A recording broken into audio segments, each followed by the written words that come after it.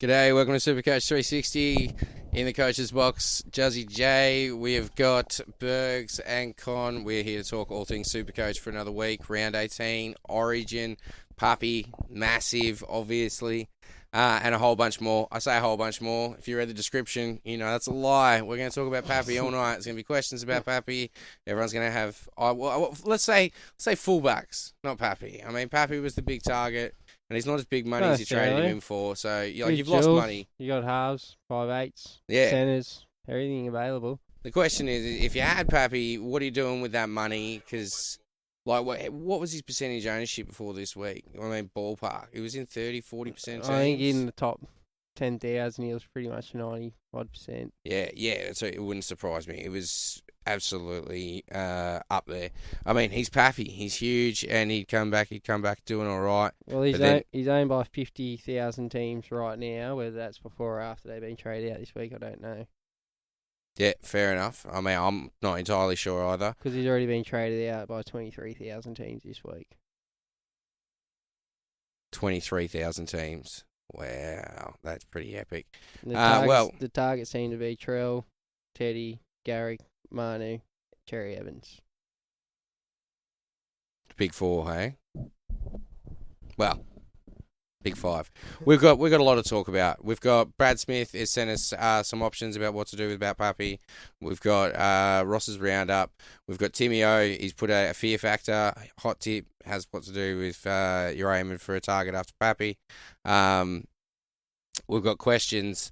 We've got all the usual stuff. So let's just kick into it. I mean, Pappy's the massive out from round 18, but let's skip back before that, boys. Origin. All spoils go to the victors, unfortunately, Con. Congratulations. Yes, Rugby League was the winner. I was close second behind it. It was a great night. Great game of football. Couldn't have asked for much better, to be honest with you. Yeah, what'd you like most about the game? Everything. The intensity of it, the brutality of it, the punches thrown in it, the closeness of the contest for so much of the game, and then obviously the result, and on top of it was the icing. Yep. Man of the series, you agree with? I don't. No? I do. Ooh, why do you, Bergs? Just a weapon from his first. It was his first hit out in Origin. I don't think he's played a series before, Con, has he? No. Nah. So just for me, the work he put in from game one, like, don't get me wrong, like you said earlier, if Cotter was there for the two other games, he probably would have got it. But for me, I didn't say that. No, he would have outdone Carrigan. You know what I mean? He would have got the lock spot and just done better. But for me, Carrigan was a standout for you all series. Like I watched him heavily after game one because he come and done a job for you. And for me, I think he was well deserving of it, personally. I think he was one of our best forwards throughout the whole series, absolutely. But I don't think he was the best player in the series. I think he should have gone to KP. Yeah. Call me biased, but I think KP was close to Munster's best player on ground in game one and got man of the match in game two. And if they're ranking it off a 3-2-1 system, mathematically by me, KP wins it. But he didn't. Well done, Carrigan. Well done, Queensland. Yeah, it was a shit New South Wales, but it was a great game of footy. I loved everything that Con just said as well. Like, the brutality of it was great. I loved the punches. Didn't like the Tino thing. Personally, think he should have got some minutes, but there was two things on that for me. The first thing was I didn't like what Tino did. It was 1-on-1. Gage was winning heavily. Anyway. He didn't need to do what he did in that situation. And two, I'm disappointed that New South Wales didn't react more aggressively to that situation. Yeah. They should have ran in there and started swinging punches. Yeah. I think. I think too. I think so too. But it didn't happen, and here we are. Take me hat off to you. We got outplayed again in game 3, easily too. I think you had a game plan and turned us around all night, and we just never ever got on the front foot. So it was good. Well, there was probably 10-15 leading into half time just before Tupou did that brain snap where he tried to catch it 10 centimetres in from the touchline and He's got it completely wrong, and then we scored a try, like you did in game 2. Yeah. And that kind of turned the tide a little bit, and then second half we just come out and rode off it. Yeah. No, it was a good game. It was football, like you said, football was the winner that night. Going worldwide like it does Origin, I think people overseas have just sat back and gone, fucking wow, what a game, you know. These guys are nuts. So yeah, it was good. It was good for the sport, the game. Result wasn't good for me, but yeah. Anyway, it's always next year again. Well, it is good. We don't want any dynasties to be starting or anything like that. we do. I wouldn't mind just a little bit longer than yours even. Just then Origin would be dead after 2 years, but you know how yous get. But we're here to talk Supercoach. So, Juzzy, do you have any Supercoach, or you want to talk a bit of Origin? What do you think of the Origin, mate? Like, Brilliant game. Give us your take on it. Brilliant game. Loved it. Watched it here with Con. Well, I didn't. Watched it here with Gregory. Sorry, I was still crook. Yeah, it's he. Bergs was going to come, but he didn't. Story of his life. Oh, sweet. Anyway, yeah, I mean, what can you say? 4 guys gone in 4 minutes, 3 guys gone in 4 minutes. 3 guys in the first 4. Just insane to have that many people just drop out straight away. And then you had the biff with Birdo and Gagai, obviously. Tino, big Tino. I know there's a few things to actually talk about. I've got a point to talk about some of the things that happened there. The best thing about the knockouts is, if there can be a silver lining to it, I guess, was even with 16 in New South Wales and 15 in Queensland pretty much all game, the intensity and the quality of the game didn't dim at all. If even when made it fatigue better. was at its finest, they still just kept the quality up, and it was still a great game to watch. Well, I think they knew they had no other options. You know, that's it. You were out there all of a sudden, and that's it. Your game had changed. Your game plan had changed, and yeah, everyone just stood up. I mean, Queensland unfortunately just stood that touch taller. Oh, you know what? What about Benny Hunt catching one? Good on him. If anyone deserves it. Yeah, I sort of like cracked a smile for him. Very much so. Yeah. Good on him. Hopefully they put that one on the highlights more than they put his other one on the highlights. I mean, they will now. It was a good one, mate. It was. Yeah. I mean, you can't deny it. Benny Hunt throughout Origin has just, I mean, all year really. He stood up at the Dragons. Yeah, he's been his best year, war-wise, I think. And even better than 15 when they went to the grand final. Yeah. And as far as Queensland goes, yeah, he stood up real hard throughout all of Origin, and he's done that the last few years. He's just, you watch him, he's always a threat. If he's on the field, he's a threat. That 40-20, I was talking with the bloke at work about it. Like, yeah, I'll put money on Benny Hunt to get a 40-20. We were just spewing we couldn't get him in the multis. 100%, he did it. Yeah. When he did, game changer. Bang. That's it. Game changer. Kicked one in game 1, game changer as well. Yeah. And then to just cement it, really, with the Cleary catch. Just see you later, bro. It's good for him. Yeah, 100%. Well done to him. I thought I'd bring it up because I've hammered him for that I hammered him for that kick and shit when he dropped it. So, and he dropped another one too. Like, he's dropped a couple, but yeah, good on you, Benny. But yeah, so Supercoach guys, what are we going to go into first? What jab you want to talk about? No, I was just saying we'll talk about the post that you put up the other day, which was a little bit divisive, and I'm curious to get you guys' opinions on it.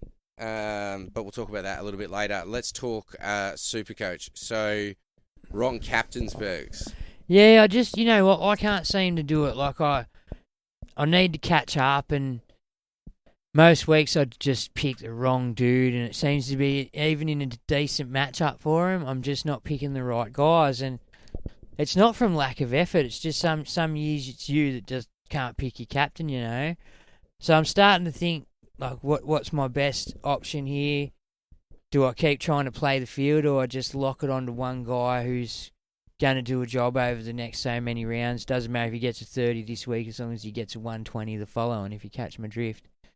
I still don't want him getting 30s, ideally, but who's the guy? Like, I know you said Nath would be the guy, Con. Not average-wise, I think Nath's your man. Yeah, but what about you? If you needed to catch up and like now, I'm out of contention for everything now, so it's just I'm about the same as you. I can't pick one to save me life, yeah. and I go into it every year with that plan. Just pick and stick, leave it on that one guy. You know he's going to do the job. Never works out. Always changing, trying to be smart. Yeah. Outthinking myself. Well, the most of matchup the time. sometimes you can't pass up. Sometimes you can't, and then like you said, it just grills you. Yeah. It's the matchup that seems to be getting me, and it's the juicy ones. So, like you just think, here it is. This is the week. I would like to work out if you could, like what the captaincy was that week, what they scored, and then compare it to someone who just goes throughout the whole year and see what the difference would be if you nailed those captains that were in your team or owned by a mass percentage of teams that week that scored higher than old mate or not. I think the playbook's starting to get something like that happening. You can check just about anyone's score as long as you know their team name, I think. So he's got something going on over there anyway, old Timmy and the boys. I'll have to look into that a bit further for you, but yeah, that's something that's happening that you can track down the top teams. Yeah, that's already there. Oh yeah, You can already see that. Big Ted sent us through. Yeah. That's where that's come from, you know.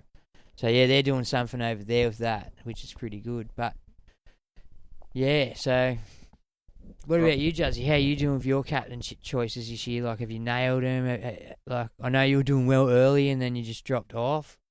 Is it due to the captains or injuries got you? Like, what happened there? Poor choices. Yeah, pretty much poor captain choices a lot of the time. Yeah. Really hurt me. I don't know. I didn't just missing out on the wrong cheapies. I just invested and got on the people that didn't make money, and I missed out on all the people that did. I missed out on some of the just like good solid point scorers and gold mines for the year. So we've talked about this almost every week. Yeah. All right. Well, should we do a Roscoe's roundup? Yeah, I'm actually just looking through Ross's roundup. I'm on supercoach360.com, and I'm just having a quick look through it now. So I'm curious to get your opinions on it. He reckons Latrell Mitchell, a touch under 700k, having a mad season since returning from the injury, 2 near tons, and then tonned up nicely on the weekends. He's got a 3-round average of about 100.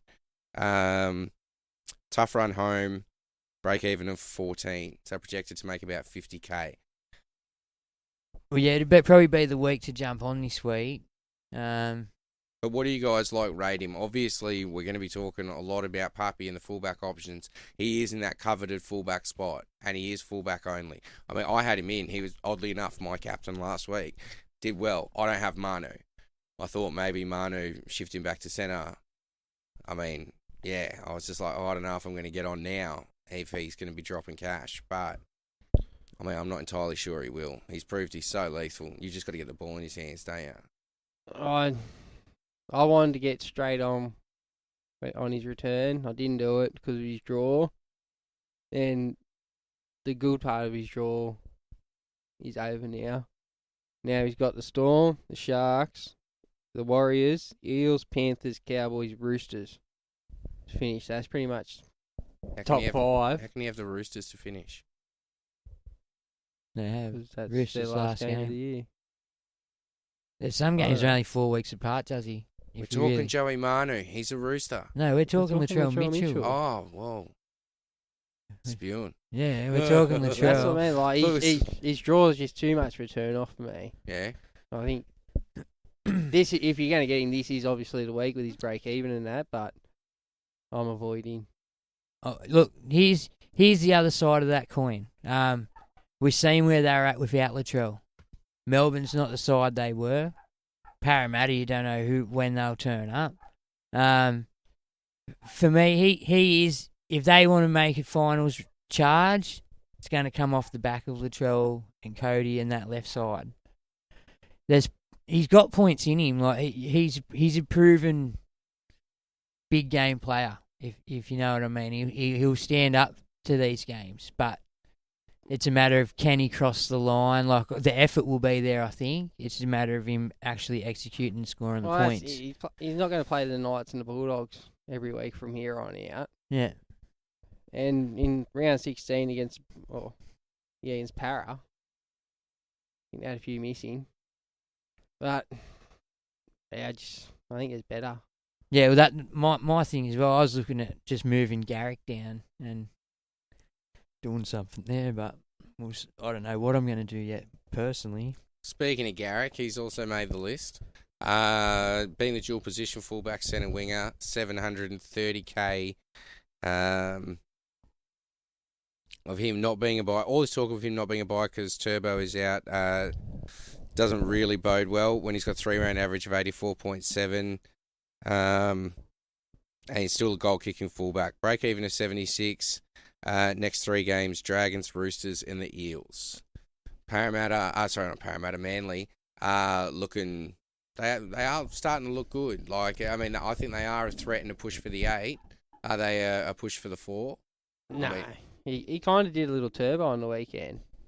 We were messaging throughout the game, and he was on bugger all coming up to half time, I think. Oh, had a great. And then he had a late flurry where he scored a try, set up 2 or 3, and just burst through the 100 barrier. And he wasn't even kicking goals, so he missed out on possibly another 28, 32 points in the goal kicking because he's got some kind of injury. I don't know how long that's going to linger around and when he's going to get those duties back. But, yeah, I love him. Yeah, I brought him in last week over Joey Manu spewing, but no, still a good get. Yeah, definitely. Because like I said to you, that we were talking half time, and it's like far out, and he didn't look fresh neither. He was sort of looking a bit ginger out there, but he ended up finishing solid. And so he's got that in him. He's not doing turbo shit. He's doing Ruben Garrick shit. He's doing it on his own. The team's sort of using him very well as well. So I like Ruben Garrick. I think Ruben Garrick's a good get. And with his duel, if someone does pop up and you just got to get him, you can easily shift him up, pull in whoever you really have to get, you know? Well, there's a few of those gun centre wings who are fullbacks duels, like your Manus, Val Holmes, and players like that as well. So did Val make that list over there? Or Oddly enough, Val did make that list over there. I was going to stay at Manly with Cherry Evans, but I guess we'll have to come back there. No, that's all right. The beaches, it's always nice. Dual position, as you mentioned, touch under 500k. Sneaky pod for those that got on. Averaging 62.8, 3-round average of 83.3. Next 3 games, Tigers, Dragons, and the Dogs. So draw is juicy too. Then even the Roosters, who just let in 26 against the Dragons, the Warriors, and then the Rabbits, who can also leak points. So he doesn't really have a top defensive side that he's running into. Well, oddly enough, he is one of the top defensive sides, which, bodes well for them, really. Or creates more attacking opportunities. He does his own shit too, Val. And I think he's probably the best kicker a goal kicker in the game this year. The way he just kicks them so straight and so accurate. Yeah. I don't know the percentages, but I'd say he'd be on top. Well and truly out there, yeah. Well, on the way back to Manly, let's stop by the city. James Tedesco, 675k. Only got the 2 tons this year so far. Projected break even of 70. Neared the ton, unfortunately. 99. Got about as close as you possibly can. Scored a try in the dying too. Next 3 games, Knights, Manly, and Broncos. So, I mean, I don't think that affects Teddy if they're clicking into finals mode, and Teddy does Teddy stuff, yeah? Yeah. We've seen that, so... I don't know. What don't you know? The halves combination of Walker and Keary, they like to play more expansive kind of football, where the last couple of weeks where Joey Manu's been 6... That's more, everything's been directed down the middle. And short Joey balls, Manu likes to go down the middle, take on those tight balls. James Tedesco does most of his work through the middle. So now with Keary and Walker back, are they still going to focus and channel down the middle with their attack, or are they going to start being more expansive like they were earlier in the year when, in my opinion, it wasn't anywhere near as effective? Didn't work at all. But, so, I think that's something to watch for maybe. All right. Yeah. I mean, like that's it. It's a very good point. I'm not entirely sure. Maybe they were playing around at the start of the year, and now they've clicked into doing what they've got to do. I'm not entirely sure. Is it? No, I think it was just out of necessity over the last couple of weeks. That's how they had to play with the stocks that they had. Yeah. Now the stocks have changed. The outside backs are thinner than the halves now. So, do they revert back to their previous style, or And what's been working? Joey Manu's running game, the way he runs it and commands two people, he offers that short ball, and there's a hole there. So, well, Sleep, we're meant to talk about it inside. I'm going to bring it up now. The cramp situation. yeah. You missed it. He picked up a loose ball, and he kind of turned around and then grabbed the back of his leg like he was cramping. And two of the Dragons forwards kind of just moseyed up to him to softly put him to the ground. And bang, he just exploded straight through the middle, broke another tackle, come to the fullback, put a grubber in, and they scored a try. I thought, brilliant. What a play. Yeah. I don't know if it's sportsmanship at its finest, but I love it. I mean, isn't it Play all about the a little bit game. of deception? Exactly. Like, if you've managed to sell them on that fact, then... The thing that worries me now is the next player who's really injured, somebody just going to run in there and pump him. Oh, well. Like, there's going to be no holds barred now on, I've done an ACL kind of thing. They're just going to go, yeah, right, bang. Well, I mean, look, maybe not the next player, but I perhaps, would. Definitely Joey Joey. Manu. Like, if you come up against Joey, you'd be like, well, you know what? I'm still just going to put you down. That's it. It's not don't take a dummy, it's don't take a cramp. He should have saved that for the finals if they 100%. got there. Yeah. Oh, I don't know. It could have been legit, but... But no, who else you got on that list? You said Cherry, didn't you? But Cherry, yes, 100%. Cherry, 650, so he's sitting in the middle. He's obviously a halfback. Always seems to finish strong. You love him at the end of the season as your second half. I have picked him up a couple of times over the years. Especially when Turbo goes down, he seems to get better points. I think because you'll notice Cherry, he backs up a lot. He's very fast. And he backs up with the forwards. Like, he's always there ready for the offload, you know. He's not just standing deep waiting for the play. He's always busy. So, yeah, I don't mind Cherry at all. I still don't see him doing naif stuff, but if he gets the goal kicking for a couple of weeks... Well, hold on. Can I give you a little stat here? Just before you do, sorry. He uses that weapon outside him. Oh, the Titans don't. Olakau'atu. In the last... Olakau'atu scored 5 or 6 games in a row now, I think, something like that. Yeah, they've all pretty much come off Cherry, so it's almost bankable points at the moment. Yeah, well, stop it. Yeah, it's like, he's a big dude, man. He's a big dude. Glad he's one of them ones I'm fully glad I jumped on and persevered with all year. Well, Cherry averaging 72.3 at the moment, 3-round average of 107. And these last 3 games have been against the Cowboys, the Storm. So... Cherry. That's not bad at all from the Chairs. Sorry, Cowboys, Storm and Knights, and he's 78, 118, 111. So he's on fire at the moment. He goes on these tears too. He does. Albeit a depleted Storm side. Well, actually, I wouldn't have been that heavily depleted, but still. I'm missing a few, but still, break even of 0, and next 3 games, Dragons, Roosters, and Eels. So if anyone's going to be able to put those points on consistently, you'd still think Cherry's going to do it. Known for finishing the season strong. You going to jump on? At this point, no, I'm not. Just because I've got Nico Hines, and I've got... you wouldn't put Nico back to fullback? Not at this point. I think... there's not better points coming in halfback, really. Not as good as Nico, not as good as Nath. Like, they're probably the 2 best. Maybe pot on for Romy Hughes, but... if you're going to pot on, you'd go Cherry. Yeah, but for me, I'm happy with them too. If one of them went down, Cherry straight in. But for me, I'm going to dabble with the points down the bottom. And have a look heavily at a couple of the runs home and maybe bring in a dual... centre wing, one of the ones we talked about, either a Val or I've already got a Garrick. Who was the other one we were talking about? Or someone else. But anyway, there's another one out there with the dual. So, look, for me... Well, even that, you still got Teddy and Trill.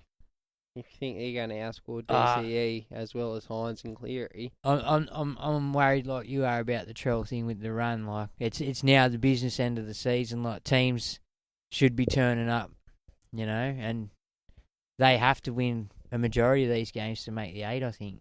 and a lot of these other teams have to win to make the top 4 kind of thing too. So there's a lot on the line in a lot of their games. Manu's the other one that you're thinking about, and I figured out what happened when I just was like, we're talking about Manu. Yeah, well, I got you guys talking about Latrell, but I said that I captained him, and then I was like, but Manu was the better captain, but I didn't have him, and then for some reason, I just thought we were talking about Manu. Fair enough. Yeah, Right. but Manu is that guy that's somewhat forgotten sometimes. I mean, he's obviously worked pretty hard through this, middle part of the season to make sure he's not. Biggest captain performance over the weekend was a bit of a game changer, and he's got that dual flexibility of fullback or centre wing. My only concern now is he's back to centre. So And their draw isn't lovely. nah, it's not what they got now. I think Tigers is 3 weeks away or They got something. the Knights, Yep. Manly, Broncos, Cowboys, Yep. Tigers, Storm, Rabbitohs. Yeah, so that's So a lot of those teams are in contention to do something and have to turn up every week kind of thing. yeah. If he is commanding 2 defenders still, then All right, if you're a Joey owner at 800k, could you see it in a perfect world where you had luxury trades? Would you trade him out at top dollar? It depends how they use him this week at 4.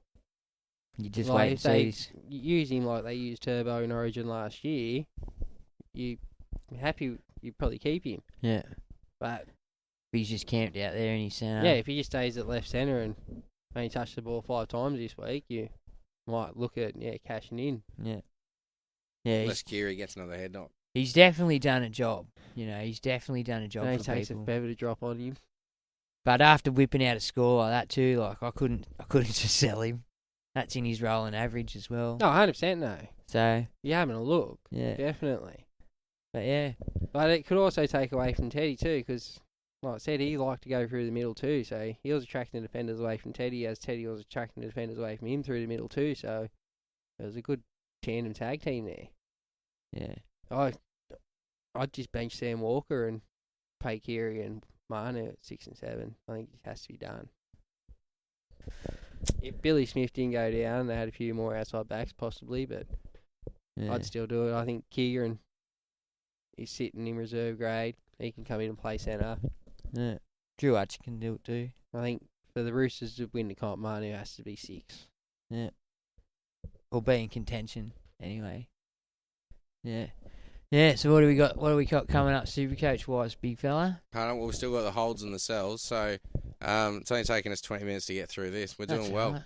right. But I mean, look, we're talking about a lot of the things that really a lot of the same names Well, are we crossed repeating. off Paps Yeah, pretty much and who to go to. but then Brad's got a thing about Paps, so That's right. Yeah, well, we haven't really left much for it. For the holds though, Max King, if you still got him, hold on. For the sells, obviously Pappy, Sione Katoa out with an injury, and Roscoe also reckons Mitch Barnett now sell, averaging 51.5, 3-round average of 60.3. Time to get him out of there, especially if you got on when who went down. Was it Maddo? We were talking about maybe to go on Barnett. Yeah, a couple of weeks ago, yeah. Well, Maddo's named this week. That's good for owners that held on. Con, you one of them, aren't you? I am. Yeah. So he's named this week. Yes. I had something to say about the other topic. I just forgot what it was. Good work, man. We are professionals. Who The hold. Yeah. If I could upgrade Max King, I'd upgrade him. Yeah. To who? Well, I think Tarpany, IPAP, if Huss comes back in form, there wouldn't be much of a price difference between Huss and Max King at the moment. So, Jesus, Would Max King worked his way up there. well, Huss is Only under 480. Yeah, 500k. he's 480 or Oh, something. he's dropped a Whoa. crap load of cash. So if you can just do almost a straight swap from Max King to paying Huss for the run home, I'd lick me lips at that and say yes, please. Yeah. If he showed up this game and looked good. There's a few ifs, buts, and maybes in there, but we'll find out, I suppose. Alrighty, cool. So what else we got? Well, we got the fear factor with Timmy O. I had a read through that, and he pretty much mentions a lot of those same players that were in the buy section there. So big thanks to Timmy O for that bad boy. He did break it down a little bit, but his 4 players were Teddy, Trell, I think Val was in there, and DCE, yeah. They all got a mention. I don't think we mentioned Thirsty yet. I think he's with his draw. I think he's a good shout. option. Drink water. With his flexibility as a 5'8" fullback. Trinky was the other one that Timmy mentioned actually. I don't know. I've had Drinky all year pretty much now. And Most of the year. How do you feel about him? Yeah, well, I'm actually thinking maybe get off. Really? I'm not entirely sure. Well, the last couple of weeks he hasn't done great. Tigers, Dragons, Bulldogs, his next 3. Yeah, so potential's there, but... And then Roosters, Warriors, Rabbits, then Panthers in the last round. Heads over. Yeah, sweet as. All right, well, that's it. Could be a good old. My initial plan was to hold him and juice Ezra Mam, Drinky up to 5'8", and then a fullback. But, I mean, now I'm going to have to juice Puppy. Well, Ezra's not doing too bad. Well, see, now I can hold Ezra. Do I contemplate moving Drinky down to my fullback position with Trell to bring Munster in with the Pappy money? Because if you don't have Munster, get Munster. I had him, but then a couple of weeks ago when he wasn't playing, if you don't have him. Munster, get Munster. Yeah, that's it. I need Munster back, so definitely need. I can Munster. hold. I can actually with Puppy now going down, that could be an option. Speaking of options, let's look at some options for what to do with Pappy. Well, another outrageous option is my man of the series, KP. Yeah, now this is your pod option. Don't have a horrible draw. In the head-to-head finals times, they played Tigers, Broncos, Raiders, Titans. So KP's playing the Titans in your head-to-head grand final. And I just think it under 500k at the moment. Ezra Mam's just over 400, I think, or around that 400 mark. That $100,000 from Mam to KP, it just could be that point of difference you need come finals time in your head-to-head leagues. Ezra's been going great, yes, don't get me wrong, but I don't think he's got that 170 KP's got in him. Oh, you fucking big one from KP. Do Newcastle have a mathematical of the finals? No. Nah, but... So what's he mathematically, yeah, we would, but... My question is, what's he playing for? Jersey, we got World Cup at the end of the year. Hopefully Pride. We got hopefully, but that's... Sorry, Brad, got his money. You don't need that no more. Yeah, exactly. Mate, you'd like to think so, but in reality... is he going to put his body on the line as hard if they're not going for the finals? Well, can I be honest with you? If you remember KP's first year at Origin, I think he played lock.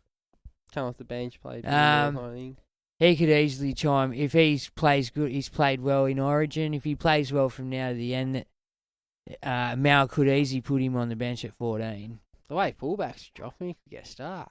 I think Teddy will be right, but. Yeah, I think for me... I don't know, Mal loves a Queenslander. Yeah, I know, but still, Teddy... I understand. Teddy the captain, isn't he? I can't believe there's debate about Daly Cherry Evans keeping the jersey over Nath. That's what I find outrageous. Look, for me, if they could play together, great, but then you'd have no Munster, you know? No, Munster's walk-up start. How do you go without him? And, yeah, for me, look, Cherry for me outplayed us in Game 3. It was Cherry's kicking game, his organisation. Fuck, he was good, mate. Yeah, he did. But You're not on the microphone. Cherry did have a massive series for Queensland. You know, he was good. It was probably his best series I've ever seen him play. I don't agree. You've seen him play a better series? I don't think he was that good. No, he done it right, man. He just made good decisions. I think he was okay. He kind of did his job. His kicking game was good. Quite a few errors. A couple of crucial ones. All in all, 7. But Nath was the same. Nath was probably 7 overall. They've had game 2, really. Yeah, you could probably give Nath a 6 for the series if you combine all 3 games. Game 1, he went missing. Game 3, he didn't step up to the plate. Yeah. Anyway, we've gone back to Origin. Should we go to Brad Singh? That's what I was trying to get to. Beautiful. Very much. Big thank yous to Brad Smith for doing his videos and his articles for us every week. We do love them. Check him out, supercoach360.com if you haven't already. He's gone through and given us some options for what to do with Pappy this week. What to do with Pappy. So take it away, Brad Smith.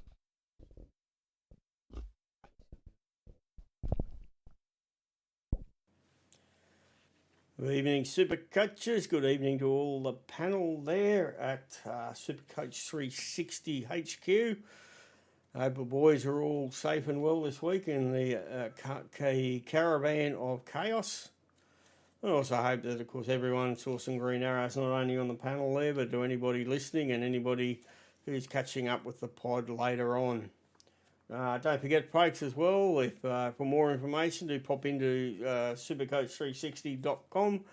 Got plenty of great articles there. Roscoe will have one up later today, and plenty of good stuff there for you to get into. All right, this week, obviously saw a couple of big things happen. Not only is it monster scores back with Manu going gangbusters, but we don't know, of course, that's going to... It sounds like he might be out this week.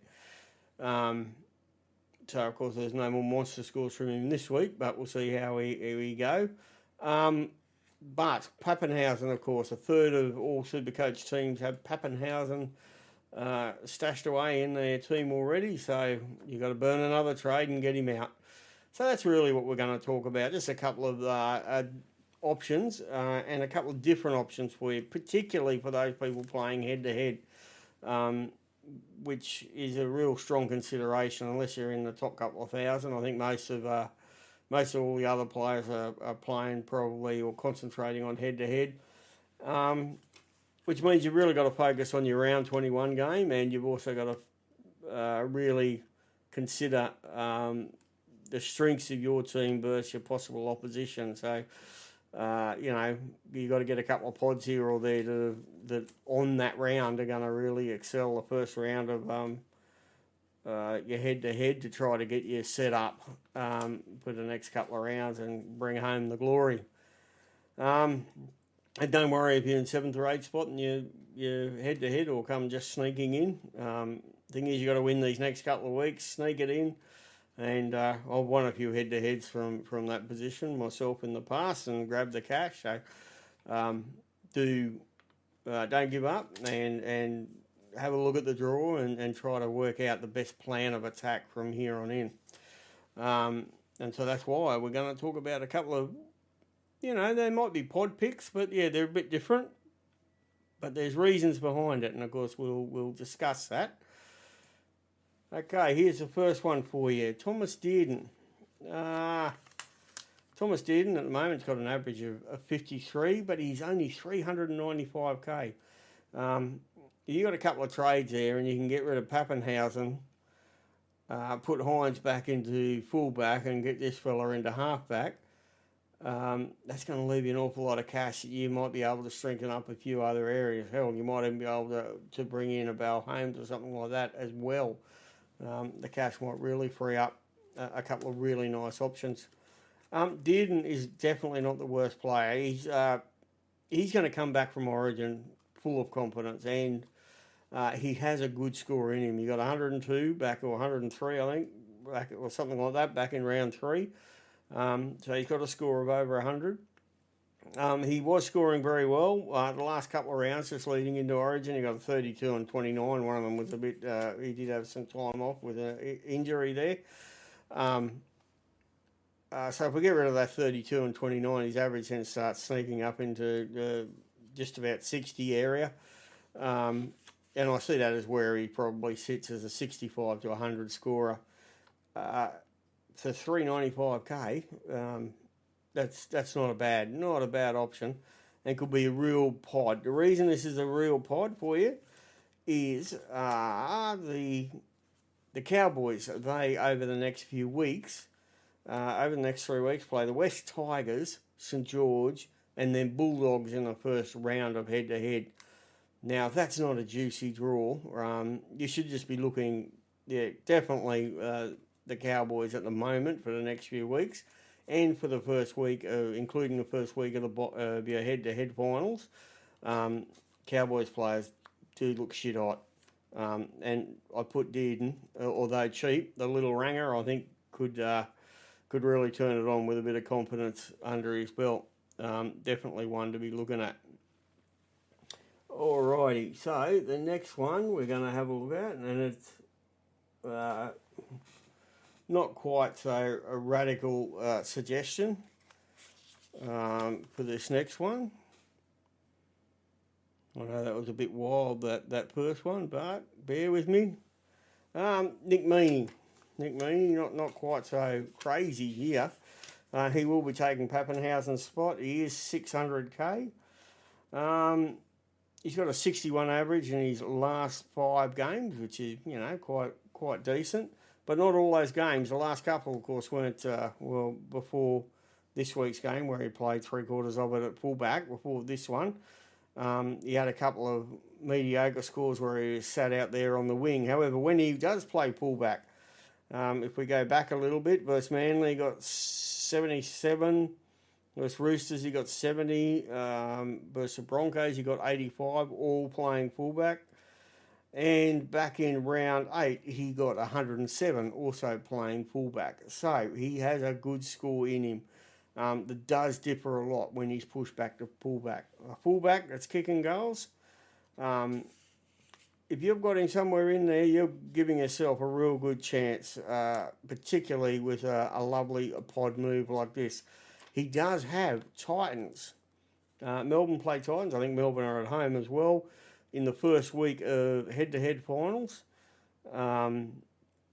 So a Melbourne player like a Nick Meaney versus the Titans, I think that that's a nice juicy head-to-head you should be sort of focusing on. They've also got South, Warriors and then Titans over the next 3 weeks. So Nick Meaney is certainly not your worst option there, and you're going to be 200,000 better off after you sell Pappenhausen, which could enable you to get really strengthened up elsewhere in your team. That's the silver lining of Pappenhausen going down. It's going to give people a chance to really strengthen up other parts of their team. So we will now have a look at our final player today. And the final player,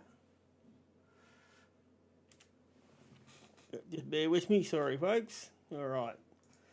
Okay, here's your final player to look at. Really needs not a lot of introduction. Val Holmes. Now, Val Holmes currently is 595k with a BE of only 23, which means you're not going to get him any cheaper. If you want him, this is the week to get him. A lot of people, of course, will be going straight to Latrell or straight to Teddy if they had Pappy and running with a Teddy Pappy at the back. Or they might, of course, be bringing Hines down and getting in a DCE at halfback. They're going to be the popular trades. But this one should not be ignored, particularly for a couple of factors. He's owned only by 6.8% of the teams at the moment. That puts him in a very much of a pod territory, only 6.8%. His last 3 games have been 65, 99 and 86. Great scoring there. And, of course, like we just discussed with Tom Dearden, his next 3 games are West Tigers, St George and Bulldogs. And I reckon there's a few tries in the Cowboys in those 3 games. And as we know, he'll be kicking goals. So you've got a goal-kicking fullback, priced underneath 600,000. It's which again gives you an extra 200,000 to spend elsewhere. There's that silver lining again of Paps going down. But Val Holmes, he's, I'd say I'm only going to be making 1 trade this week, and that's going to be it. I'll put my cards out there for anyone on bursting. You know what my plans are. Val Holmes, I do like him. I love the run home. I love the price. Priced perfectly now. And it'll give you something different to what everyone else is doing. Because, 3/4 of all teams are going to have the Latrell Teddy pairing at the back. But go have a look at the draws for both South and the Roosters, and then have a look at the draw for the Cowboys, and you might consider this is a very, very smart move indeed. Alrighty, well that's it, folks. Many thanks for everybody for tuning in. Good luck with the pod, fellas, tonight. I hope everything goes all right. And let's hope that we all pick the right captain this coming week, and you all get some green arrows. All right, bye for now. Massive thank you to Brad Smith, and I don't know if I'll say this enough, thank you very much, Brad. Your advice is invaluable. We really, really appreciate getting the videos every week, the articles you do, all the work that you put in, man. You're a great Supercoach mind. I mean, I'd like to pick your brain more, but I know you like to hold some of your methods close to your chest. But, yeah, man, no, definitely. Mad appreciation, mad respect, because, yeah, you've been on the money all year. So... Look at this smile. I side-eyed Con. Just pull the microphone down and do it. Yeah, he knows exactly what's coming because as soon as he heard it. I don't know. Tommy Dearden. Yeah. Do you agree? I don't. No? No. Why not? The major reason is if you look at his first 4 games where he got most of his big scores, I think he had back-to-back 70s, 100. He had his big 109 and a 60-odd maybe in there. He averaged 74 throughout the first 3 games on fire. 4 games, sorry. But that was all while the Hammer was playing fullback. Since Drinkwater's moved into the fullback position, those scores have dropped off significantly. So I just... personally watch that. I know he'll come back confident from Origin and everything, but So he should too. I just think, absolutely, he was brilliant. Yeah. He didn't get a mention before. But yeah, I just watched that. Yeah. Well, it is a good watch because Drinky does seem to have ball playing ability, whereas the Hammer don't. Hammer just runs. If you're catching me drift. Yeah. So everything's coming off Deed and going to the Hammer. It's just the Hammer running. So whereas a lot of the time also did and plays that short ball to the forward, or he plays out the back to Drinkwater, who hits Bell or Tuolungi on that side. Yeah. So that takes away from him there, and he never wraps around to the right hand side and gets involved on the other side of the field. That's just not his style. Yeah. Yeah. No, they camped, aren't they? They're camped there. 6 and 7 are definitely camped on their sides. No, Chatty kind of benches just outside the left-hand side of the goalpost, as you'd put it. But, yeah, Deard and Strictly sticks to his left. Yeah. Drinky's that link man on the right-hand side. If they don't hit that weapon, NI. Yeah, yeah. Had a brilliant year in NI. Great Origin Series too Did, on yeah, debut. another one. Yeah. It was, fantastic stuff. Yeah, but yeah, the others Brad had as well. Like in Val, I fully agree. Val. I got Val in this week. And there was someone else. Can't remember now, but we've talked about them all. We've talked about them all tonight a couple of times. Should we? You've done Roscoe's roundup? Should we do some questions? Yep. Boys, I'll go onto the Facebook and find them. Hold on, where am I? Facebook does me injustice sometimes. Okay, so questions this week. First one comes from... Oh, get up there, bro. Still trying to get it to work. Do you want me to do it, bro? No, here it is. Are you sure? Yep. Watto. Jared Watson, heavily involved with Discord. If you're on the Discord... Doing well. Doing very well. The question that's on everyone's mind, best Paps replacement is tossing up go Teddy or Cherry. Also, if I go Mam to Drinky or Munster. Well, there you go. That's 2 interesting ones. Drinky or Munster? Who do you go for? For me, you go. No, you go, mate.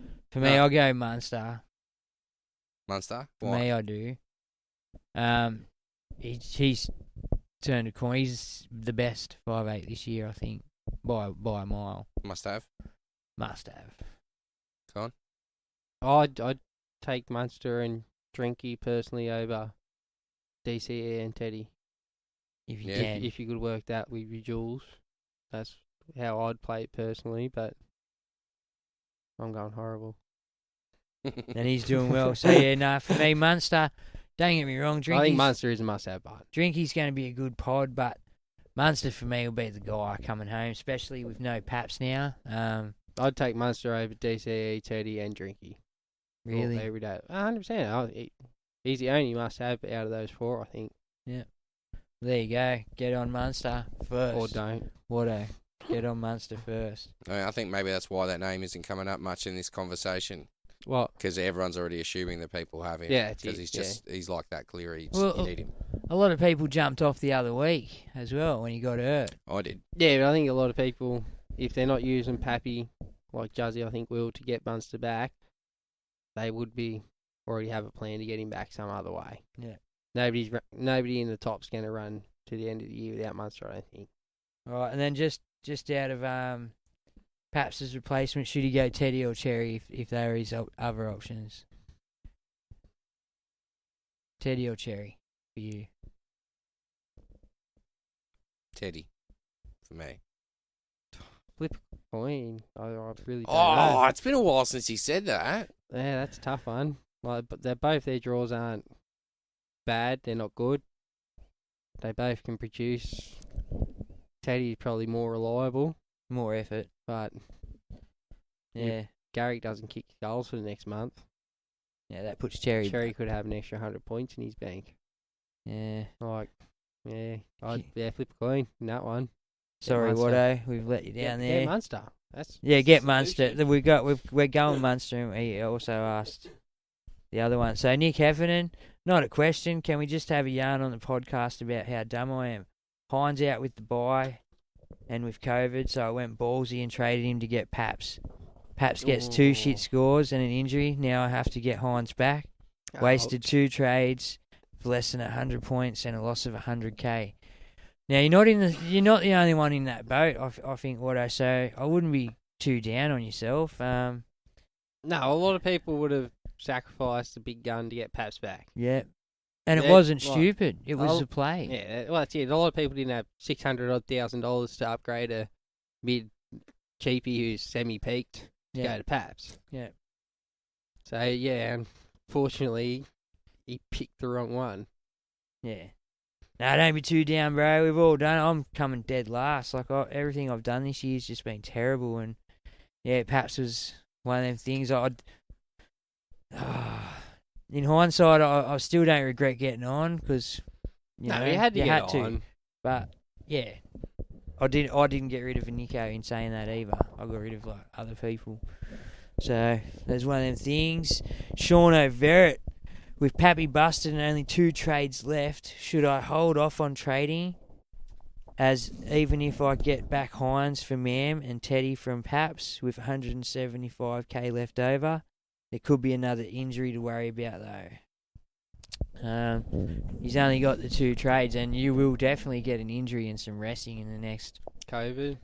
COVID. It's That's it. There's. Shauno. Fuck. Well, I know it's a lot of money, but if you only got 2 trades left, I think you almost have to hold it for that just in case moment. Like, if you can still field a strong 17 holding Paps in your squad, Yeah. I think you hold that trade, and then if something goes wrong and you can't field 17, well, then obviously you got Paps money there and you can buy anyone you want pretty much in the competition if you got the jewels or whatever. So. Yeah. But if you do that trade now and Teddy goes down in 2 weeks, You're then gone. you're screwed. Yeah. You're sitting there with Teddy's money for the rest of the season and no trades. It will come down to the makeup of your team. So if you can field that 17, Sean, I suggest you just try to field it. That's it. You got to look at the players that you got too. Well, if Do you have players that are susceptible to injury? Do you have players that like to be suspended? well, not just You've got that. to look at that kind of thing in the makeup of your team as well to see if you might need these trades elsewhere. Like, if you've got Latrell, I personally would want to be saving a trade just in case the hemi goes or there's a brain snap. Yeah. So...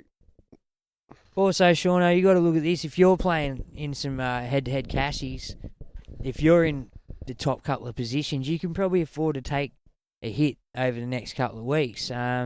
If you're vying for positions, you may have to rethink the strategy. But if you're up there and you can afford to take a hit, maybe this week, top and then 8, there's only 2 rounds to go. Yeah, and then you've still got your 2 trades ready for finals. If you can luck out and get all the way to grand final week with those 2 trades there. Yeah. But if you are playing head to head, not head to head, and playing overall, that's a different kettle of fish again. That is. Because you've still got to fill that hole. Well, obviously, if you're in contention, most of those players up there, I'd say, would have been burning trades and caught pretty ruthlessly to be up there where they are now. Yeah. So if you stop now, you're breaking what's got you to where you are, but that's 8 weeks or 6-7 weeks, whatever, without trades to go through. That's a long time in Supercoach. Yeah, so much. A long so time, much. especially in the COVID era now. It's very, very risky. Yeah, hold on if you can, Shauno, mate. Just try to field that 17 as best you can. I'd hold off as long as I could, really. All right, Grant Bradley. He has Dill Bags as his 5'8", and Cody as his second pick 5'8". Is Munster still a must-have with Melbourne's poor form, or hold Cody as he's grown another leg now Latrella's back? What are your thoughts, fellas? This is an interesting one, I must admit. Switch to the wrong camera. It's not Con. This is a very interesting one because Cody was one of those ones that was floated when he was bottom dollar at $5.50. I think, Con, you said a few weeks prior to that, he's on the way down. He's going to bottom out and then jump on because he'll probably be all right. And he has. He's been a bit of a slow burn, but he's starting to come good. And yeah, that connection he's got with Latrell is just next level. And it's just brought out all that confidence in him. He's got someone who he can just sort of play footy with, and he loves it. He's definitely a pod option. Go on. Well, Storm terrible on the weekend. They only scored 1 try. Munster burst out, 86 or something, 82. Yeah. Yeah, he just break tackles like a champ and does what he wants. Just get Munster in, I think. Look, for me, it's going to be the same thing we talked about with Latrell, with Cody. They got a tough draw coming 100%. Up. Everyone's vying for positions, the teams they're playing.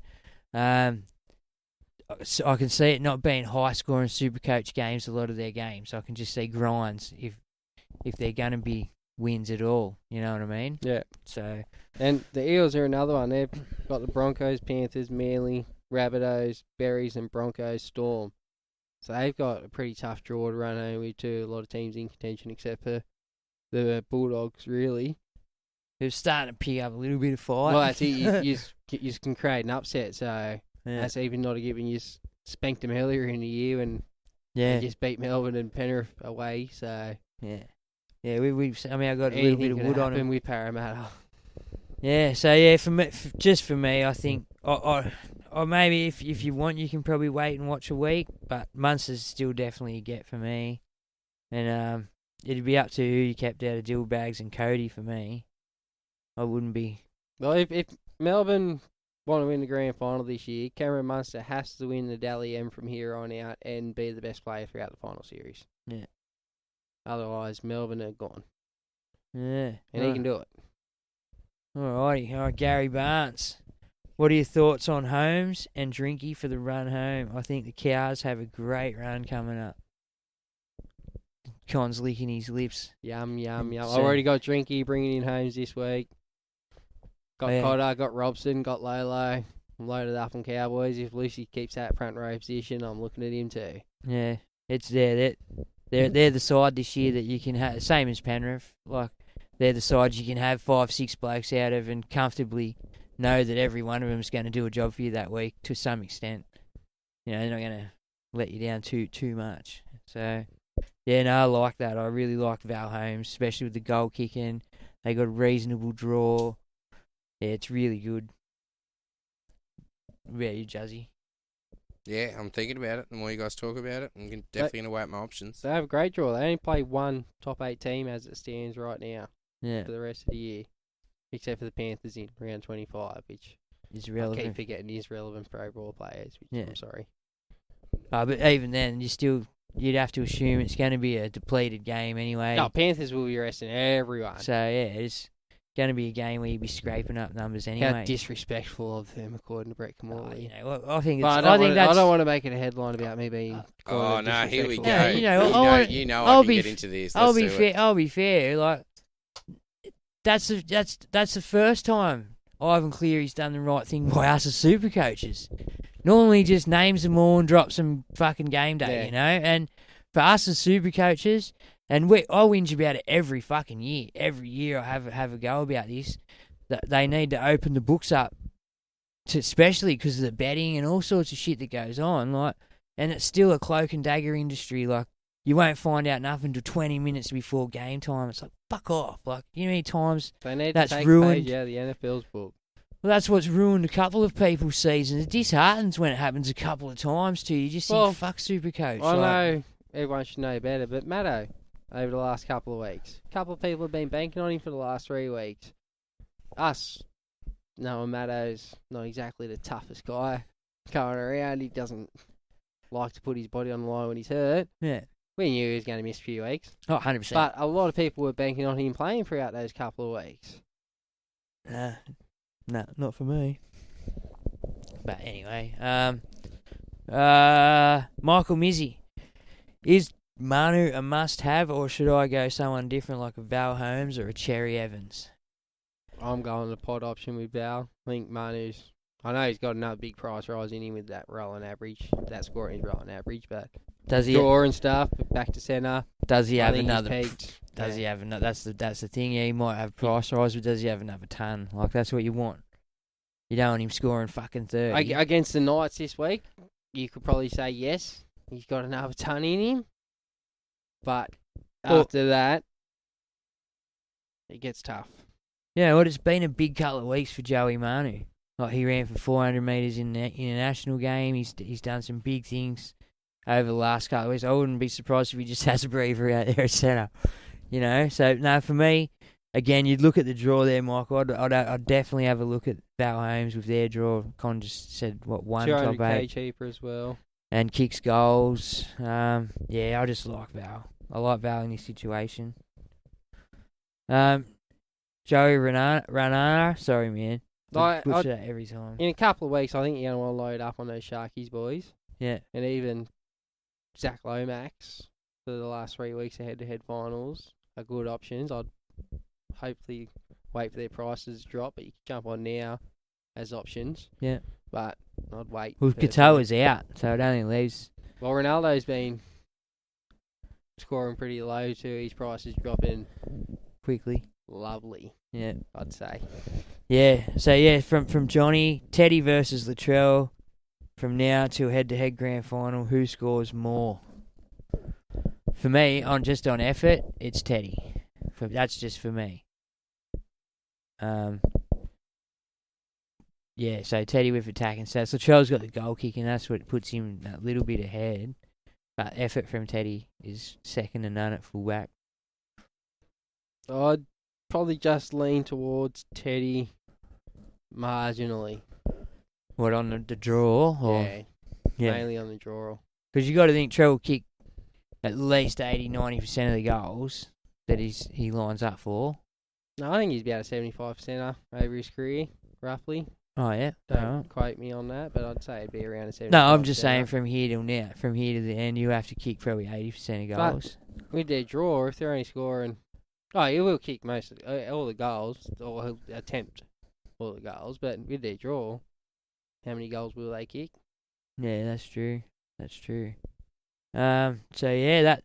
And then Matty Drew has asked, who is your number one pod for the rest of the year?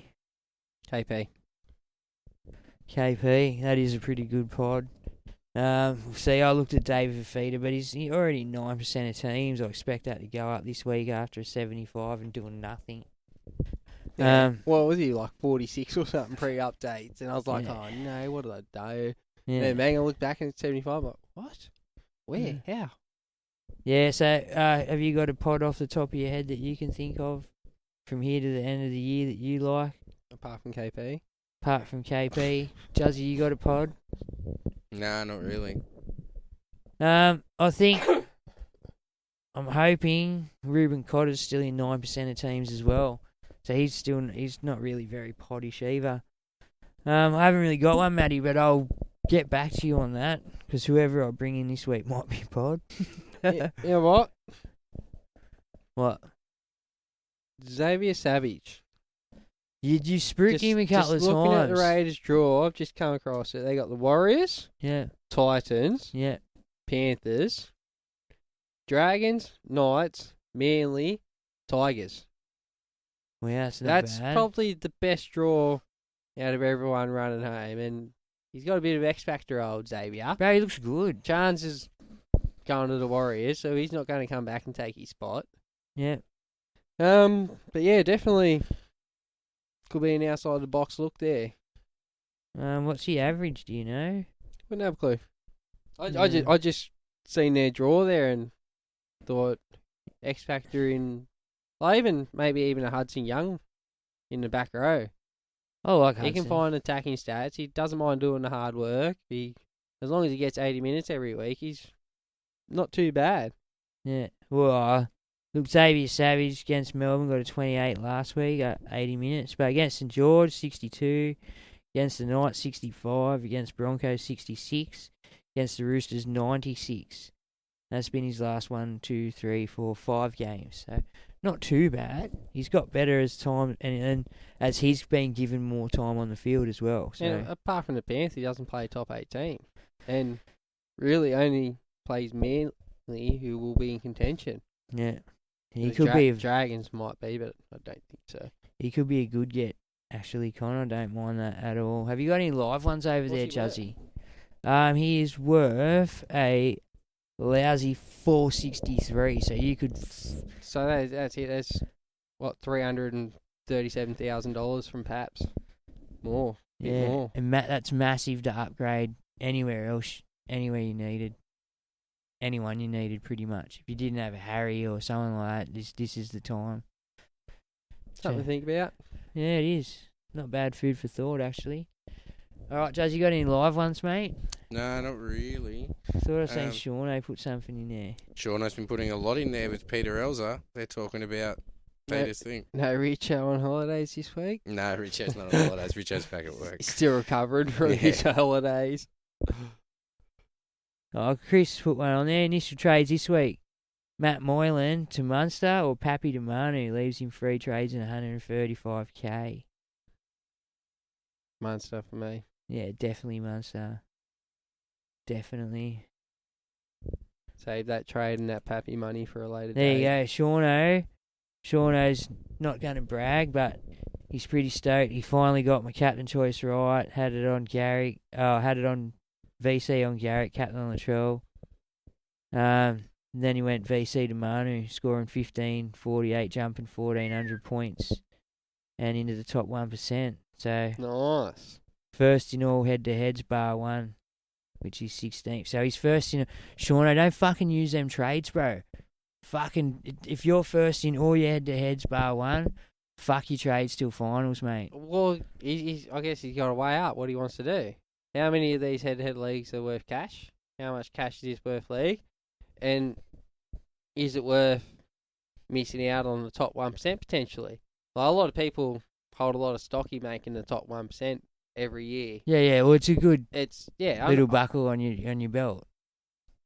Yeah, I get that, but if the cash is more valuable in those head-to-head leagues and you have to sacrifice the 1%, for me, I'm taking the cash. Yeah. If I'm not coming first, I'm taking as much cash out of head-to-head leagues as I possibly can. Yeah. Fuck yeah. Yeah. 100%. Good way to look at it. So big fella, Yeah, bud. what do you got over there? Anything, or should we do the post from the weekend? Yeah, go through that. All right, so on the weekend, got a post from a listener. Got a thing. What would you call this? A write up sort of thing from a listener. Gained a bit of opinion piece. Opinion piece. Gained a bit of traction. I won't read my bit, but this is what got sent to me, and just want to hear like a bit of feedback from you guys. I had pretty good feedback on the day on the post, but every one of us in the room's got a different opinion on footy and the way it should be done and played. So it's a pretty good one just to finish the night off with. It's not Supercoach related, so if you want to bail out, no offence. No, now's the time. If you have no. Yeah. NRL has a burning issue which sooner or later must be dealt with. Number 1. In recent NRL game, a player was sent from the field and subsequently received a 3-week suspension for questioning the referee's integrity. 2. Origin 3 saw 3 players engaged in violent repeated striking to the head and dangerous contact with the head. Only 2 of these were sin binned and 10 minutes, and all 3 received small fines, no suspension.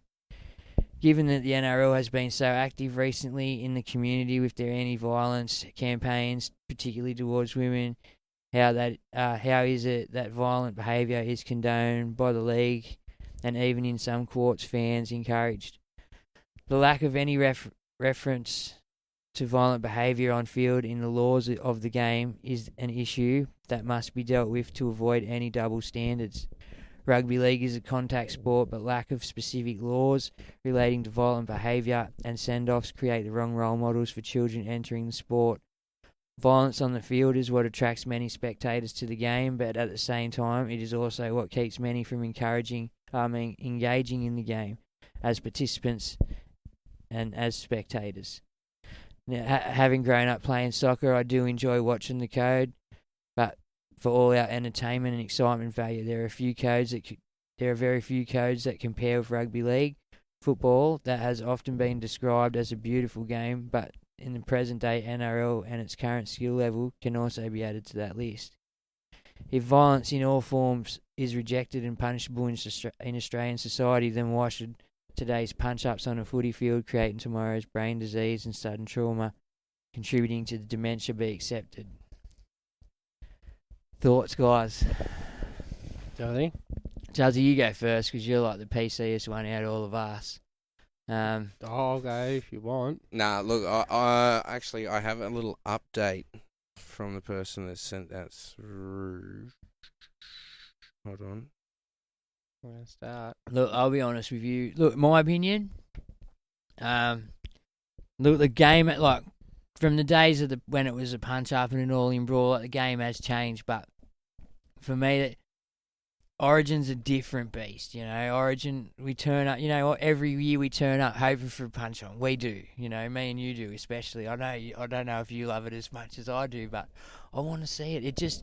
It's the love of the game. Like, it shows a different passion, a different level for the sport, if you know what I mean. Like, when they just get so fucking riled up, you know. Well, I think that's my secret reason why Newcastle's my favourite team, because every time they played Manly, I knew Chief and Spud were punching on, bro, and I was sitting on the edge of my seat waiting for it. And it sets the tone for the game. Like, even if there's not another punch thrown for the series, I don't give a fuck. We got this is it just out. Newcastle. Yeah, but they used to go on for him and Chief, you know. It was fucking... In saying that, wrong look, you know. Like, I know my mum was very like, no, you're not playing footy, fucking bullfed, whatever. But at a certain point, you just get to make your own decisions and go and do it. And I know it was based on the fact that it was a physical and violent game. Now, the violent side of it is it isn't. Like, you can't just run up in the street and punch someone in the head. You'll face criminal charges. Like, if that happened anywhere but a football field, but you're also, going to court. You're going. I can't just run up and crash tackle you on the street either. No, you can't. And I can't just run with a football in my arm and lead with my elbow to your chin on the street either. The difference is people consent to playing the game, right? But what he's saying is he doesn't want the examples of the Biff being the role models for the kids of the future the way they have been for some of the kids of the past. Right. Actually, he said to...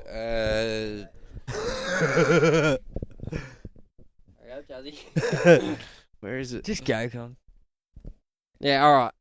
Well, my take on that is first, you can't compare Brandon Smith's situation, questioning integrity of the referee, to the punch on in Origin. They're two incomparable situations. Brandon Smith, I think, got lucky to only get 3 weeks. And the other players, everyone was told at the start of the year that players weren't going to be as harshly dealt with through suspensions and whatnot in rep games because they didn't want to punish the league and the clubs for what happens in rep games, which I think's good. So fines were on the table for pretty much anything that happened throughout Origin this year, and the clubs knew that, everyone knew that. There are laws, striking law, you're sent from the field, so that is in black and white, it's not condoned, it's illegal, you get sent from the field, and in NRL games you are supposed to be suspended for it. I know there has been cases where there haven't been, but good lawyer, obviously. And they weren't out there punching women in the head. So to bring in violence against women and all that, which the NRL do an excellent job with, not condoning it, teaching their players about the right thing to do and everything which way they can do good with domestic violence, they do. So I don't think you can bring that one into it either. And can I just ask a question before I forget? Yeah, absolutely. Do we have enough talent to suspend them from rep games rather than just have it as a different system altogether then? So if that's cool, you just get to play this, but if you go out there and throw punches, granted it's probably, let's say it's 3 weeks in the NRL, it's one match and the second offence will go up to 3 matches, you know what I mean? And then that wipes you out for a whole series or a run at the World Cup at the end of the year. No. You don't think that's fair? Because Origin is officiated differently on the field, so I think punishment should suit off the field as well. I don't think clubs should be punished for what happens in Origin or test matches or anything like that. If they throw punches in Origin, nobody should be punished, even that state for next year, because that's just going to ruin the spectacle of the game. So you can just go out there and punch fuckers up every Origin. And that's allowed. Well, the biggest deterrent would be to send them off. Yeah, send them straight off. Not 10 minutes. Send them off. If you swing punches, you're sent from the field. So if you decide to swing punches in the 7th minute of Origin, your team's playing with 12 players for 73 minutes. Yeah, but what happens when someone throws a punch at you, you're going to defend yourself. Like Birdo, look at Birdo. Exactly. So they both get sent. Are you going to be stoked watching a 12-on-12 Origin game? Not 100%. Even that. Are you going to be stoked that old mate who fucking only defended himself? He didn't instigate or anything. Well, I don't think Birdo even landed the punch pull. He didn't, bro. Nah, that's it. And I would be spewing about losing a man in the, what minute was it? But I bet you it happens. I bet you it happens once. I bet you it happens once, and when that team gets cleaned up, they don't do it again. If you really want to knuckle down and stop it, that's the way you're going to do it. That's the other drama with Origin. I think you're so fucking pumped up for your state. It's bigger than a club game. That's why it deserves different rules and different punishments. It's such a bigger game than a club game. You literally got the hand-picked best of the sport out there, bar the internationals. Well, I said to you before, Shay, as a PC culture guy, yes, you agree with pretty much everything that statement has to say, and then some. Yeah. As a lover of rugby league, rusted on fan, diehard, watched it since I was 2 years old kind of thing, I disagree with pretty much everything that statement says. But that's technically where the sport wants to be. That's the image they're trying to approach. That's in my opinion, that's not the image I want for my game. My game's a gladiatorial game where physical contact is the be all end all. If you can't handle it, go play soccer. Sorry, listener. But look, I agree. I'm the same. I fully enjoy the physical side of the sport. I like the gladiator side. I like it when two people just single. It doesn't happen as much as it used to, but I love it when they just single each other out and have a mad battle, and it's just part of the sport. And sometimes when you have such physical encounters with someone on the other side of the field, you just want to smack him in the head. Like, Like I've been there myself. Jell and the like, Mad Dog. You know, and How good were their battles back they in were the great. day? You know, there were so many good battles, but they used to have great battles on the wing. One had to jump on steroids to keep up the other one, but that doesn't matter. We don't care. Good on you. Clear. And but they did same thing. It was a mad battle, you know, and it's sort of a bit lost now in the sport. But I think that's just because you can't have it, because you end up wanting to punch on with old mate so bad. Like, especially if he's sort of upping you all game and he's getting the better of you, then you want to beat him in the fight. And that's how it was, you know. And I remember a time, and this is going to go against everything that the listener said. Not just but that. do you remember one in all in? Do you remember when your fucking coach used to turn around and say, "Boys, if someone smacks, you all get in there and just go." Like, well, not just that. Like, it could level the playing field for the shit teams. They could go out there and just start punching the hell out of, like, say, Bulldogs or something. Just go out there and just start a big all-in brawl with Panthers. That could be enough to rattle them off their game and get a victory over them. yeah, Like, sometimes you got to do what you got to do to get the win, and yeah, that's I just miss it. I just miss that. It just took me back. That game took me back to 90s, kind of 2000-ish. yeah, early. As close as I've been to that for 15 years, kind of thing. Like, it was just so awesome. Oh, it was a great game. Like, last bloke I seen get knocked out like that was Dallas Johnson. Just gone. Which full. time? Yeah, like every time. Every time he played Origin, poor dude. But how many times you see him sleeping in the first couple of minutes of the game? It was like, you know, and it'll be on from there. Like, it was just... Commentators, who's that laying on the ground? You need to have to look. Yeah, it's Dallas, mate. Poor dude, hey. Head in the wrong spot every time. Played 20 Origins for about 6 minutes.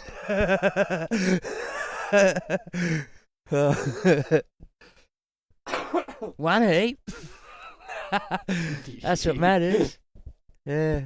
But yeah, so, look, heaps of people agreed. Like, Juzzy, did you go through any of the comments, Did you then? find what you wanted to say, Juzzy, about it? Pardon? Nah, the comments keep, what's it called? Restarting. And it's a fairly long point, but pretty much I think it boils down to he doesn't care if it's art of the game, but willful striking for the sake of it sets a bad precedent.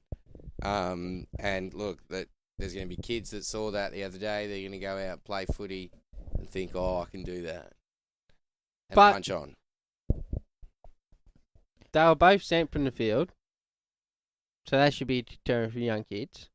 You should be taught, don't let your teammates down no matter what. So getting sent from the field is letting your teammates down. 2, the coach should turn up first thing next training session and say, "Look, guys, as excited as whatever that was, however you felt about that situation last night, we do not condone that here at our club. We are not going to accept that here. If you go out there and start throwing punches, whatever the league do, we're going to sit you down for 3 weeks and you're not playing." 3, the parents also should turn around and say, "Look, guys, these are grown men. They're playing a professional game. There's a lot on the line here. Tempers are heated. This is their livelihood. Don't do what they do. I'm not condoning it. It might be exciting. It might look good. But do not do that ever in your game of football. You're there to play football, not boxing." But if someone punches you, you punch them back. 100%. 100%. All day long.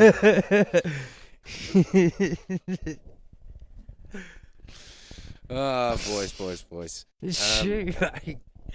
Tell him Reggie to stand there, you fucking bite his nose off. No, don't do that.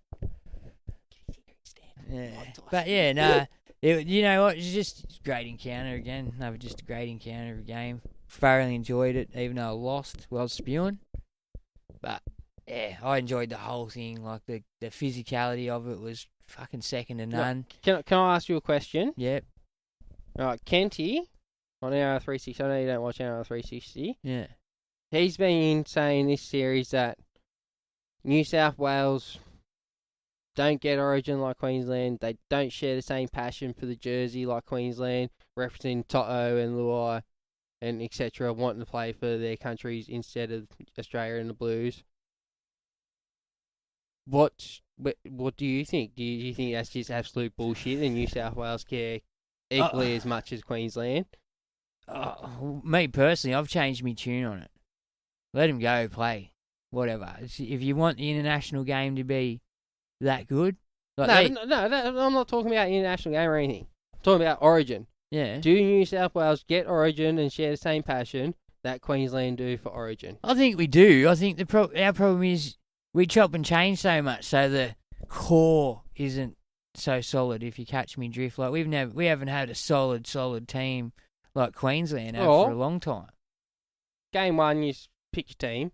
Yeah. Game 2, I think you made 5 changes to the 17, 7 to the squad, 8 to the squad, or whatever. Won the game convincingly.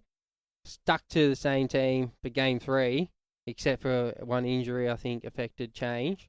Yeah, pain ass. And then lost, and everyone's like, oh, they got the selections all wrong. But after Game 2, I was like, oh, yeah, they've nailed the selections. We've got our team for the series now. We've got this in the bag. And then they lose Game 3, and it's like, oh, Freddie's fucking, what is he doing? No, look, Like, we got out enthused in Game 3. I think they went in with the same game plan as Game 2, maybe a tiny bit adjusted, but they just thought, oh, we're going to blow them off the park with our razzle-dazzle football, and it just was never going to happen. It was going to be a total different game from the start at Suncorp. Over the last 3 years, on paper, would you say you've been heavily favourite in all 9 games?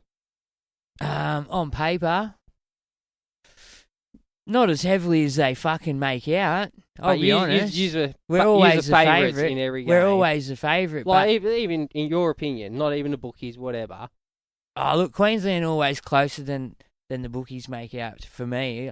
I always know, 'cause it's a game, bro. I've lost fucking 100 series since I've fucking been alive, you know what I mean? It's fucking shit, like, and... I agree. I just don't think New South Wales get it like Queensland. I know I'm going to get hate mail. Oh, not that we don't. I think it's different. I just don't think you get it. I think it's taken different because once upon a time it was New South Wales Rugby League, right? And they played hillbilly. No offense, Queensland, but they played hillbillies from Queensland, and no one had ever heard of. They were like blokes from Logan. Oh, Wally and that played in a few of them, but yeah, like the big stars were in Sydney playing, and they didn't get a choice. And then that first year when they got the choice, you got to choose to play for Queensland, and I think from that moment on, like kids from Queensland as well, like a Broncos team came in and shit not long after that. Like, so much happened for Queensland Rugby League, you know, give them... But the pool is, again, the pool wasn't as big. Like, you only had 4 major big picking points, whereas Sydney's got 8 clubs within stone's throw of each other. And Sydney's problem's always been the same. They pick the wrong players, mate. They fucking do, and they never stick. Why? Why do they pick and why don't they stick? I don't know. For years, I've never known it. Because they don't get it? So it's they not don't that know they what team to pick and to stick with that team? It's not that they don't get it. I think that... So, you know what? It was hard to pick a team against a dynasty team. Like, you couldn't really pick... There was a couple of core group there, but you couldn't really pick and stick with many. You had to try to find something so different to beat them, and it took massive injury to Cooper Cronk for us to break that series. Otherwise, it would have been 12 in a row. I got no fucking doubt about that either. As long as he played, you know. And for me, look, we do get Origin. It's just different for us. You know, we've had, I think, the leisure of so much football, like in New South Wales. It's not that it doesn't mean as much to us. I just think when Queensland got given the right to go and play for Queensland, where they didn't have that right pre-80, you know what I mean? There was no right there, and that got drummed into their culture. Like use it Queensland, you know, like fucking. Whereas New South Wales always sort of had. New South Wales had been there for a long time. Like the team, I think they used to pick the team New South Wales and even go play. No, they used to play Queensland. They won like 40 series out of 50 or something ridiculous like that. But they were nobodies and shit. It wasn't until 80 that it all changed. It's not that we don't get it, man. I don't know. I think we've got too much. I think there's too much to pick from if you catch me drift, and it's a bit of a, this bloke's playing good, this bloke's playing good, he's an incumbent. Yeah. Yeah. Why does Jack Whiten not make Game 3 for New South Wales after being best player in Game 1? Yeah, I don't know. Gagai been horrible for Queensland Game 1, Game 2, not great for Newcastle in between. Still gets picked for Game 3 and because he's does done exactly what he needed to do. Done it for Queensland how many times, you know? And I know I was very upset about. I thought on late day game change. That just takes him back Game 1. Fox, Jakey not being picked. Don't get it. Yeah. Well, I understood the Tupou thing, but I don't even think he was matched up with Cobbo, was he? I'm not sure. I don't think he was matched up with Cobbo. I think he got put on. Well, they got put out of position. Like To'o's been playing right side all year, and he played left for the Blues, and Tupou plays left for the Roosters and got put on the right. So automatically, one of them had to play out of position, I suppose, because you would have had Fox come in. He's a left as well. So. Fox should have been there, and Jake should have been there game one. No ifs, Jake- buts, maybes. Jake. Queenslanders are in the team. Yeah, well, that's exactly right. Jake lives and breathes Origin. You know, And Origin Fox player. has done a great job over the last so many years. Yeah. Like, the try tally might not be the greatest, but his effectiveness chasing kicks and stuff is unbelievable. I think it's his work coming off the line that's a bit questionable. He's worked on that, but He has this year. He's done very well, actually. like that's where those big centers should get back there and help him out. Anyway. Team effort. But yeah, well done, Queensland. Yeah. It was a good game. Good game for rugby league, like we said. Got any? That's it. Thanks Done. for listening. Cheers.